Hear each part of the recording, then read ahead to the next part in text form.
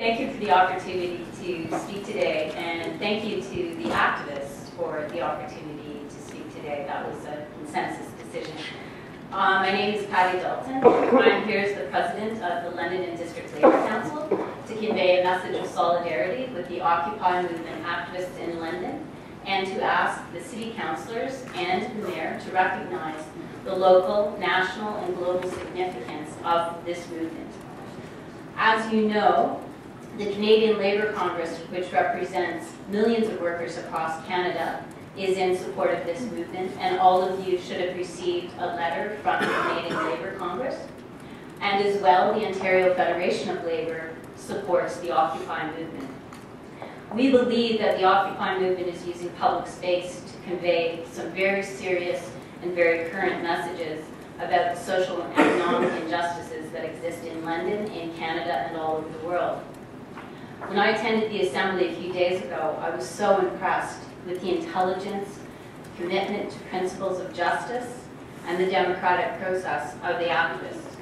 And I had so many conversations with people who clearly have considerable knowledge about the issues and challenges facing all of us.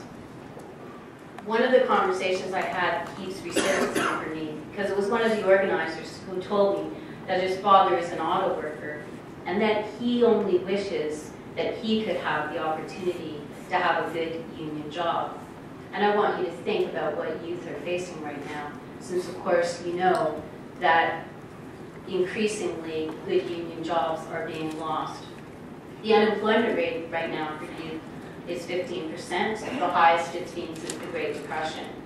Tuition fees have skyrocketed and are disproportionately higher than for previous generations. As a secondary school teacher and proud OSSTF member, I know that so many young people and their families just cannot afford the burden of debt incurred to get post-secondary education. The activists also talk to me about many issues. They know that poverty and homelessness rates, which have been mentioned, are unacceptably high right now. They know that people cannot even pay, a lot of people cannot even pay their hydro and heating bills. And of course in London and southwest Ontario, we've seen the loss of hundreds of thousands of good union jobs and plant closures, such as the most recent one in St. Thomas.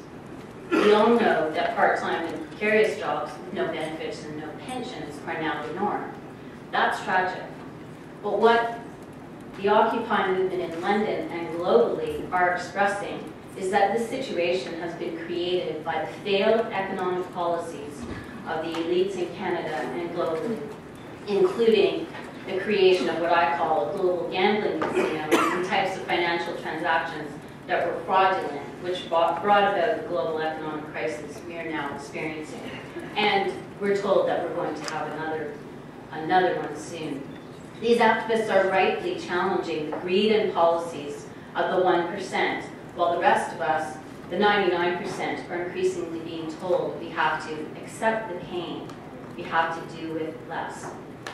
And for unions at the negotiating table, employers are attempting to roll back gains won by unions over decades.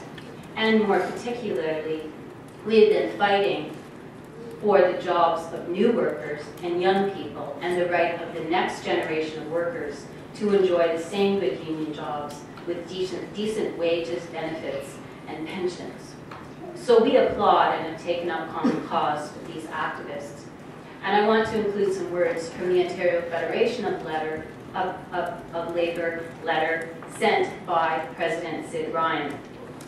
Those involved in the Occupy London movement have sacrificed their time and personal comfort to highlight an incredible disparity of wealth in Canada and the undue influence that corporations have on Canadian political processes. The actions of these protesters are an expression of a growing frustration felt in every community and every neighborhood in our society about an austerity agenda that would see Canada's economic crisis downloaded onto the backs of working people and the poor, rather than the corporations and the financial sector that created the crisis in the first place. This injustice has motivated an inspiring movement that is appealing to government at every level to take action to ensure the protection of good jobs, public services, and the well-being of everyone, not just the privileged 1%. Municipal governments like the City of London should be listening to these concerns, and you are, we thank you for that, and taking action to address them, rather than seeking ways to silence them. City bylaws are not intended to stifle free expression or freedom of assembly, so surely there's a way for us to work together, for the city to cooperate with the Occupy movement, and to allow their camp to continue. And I know, Mr. Mayor, that you had a very positive phone conversation this afternoon with our Canadian Labour Congress Ontario Director, Chris MacDonald, and that you agreed with him that we can all work together in a very positive way, that the activists will not be forcibly removed from the park.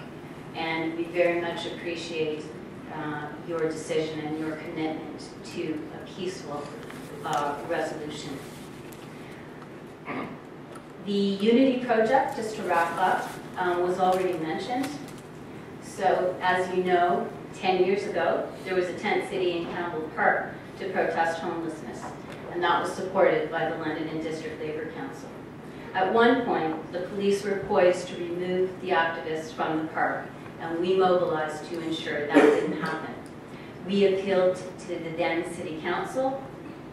Some councillors still here joined us in that successful effort to prevent the removal of the activists. What emerged from the situation was that the group of activists, the Labour Council and the city, worked together to create what is now the Unity Project, a remarkable shelter for the homeless with which all of you are familiar. And we are all very proud of that shelter. Councillors, Mr. Mayor, and everyone here, these are extraordinarily difficult times calling for extraordinary measures. We can't always see ahead to what can emerge from protest. But like the courageous activists who formed the Unity Project, these Occupy movement activists have a strong vision and commitment for economic and social justice. They are highly engaged, and they are struggling for a better and more just world and community. Let them stay. Let's work with them to create that better world, because another world is possible, but only if we are willing to give that vision a chance to develop, and we respect different ways of achieving that. Thank you so much.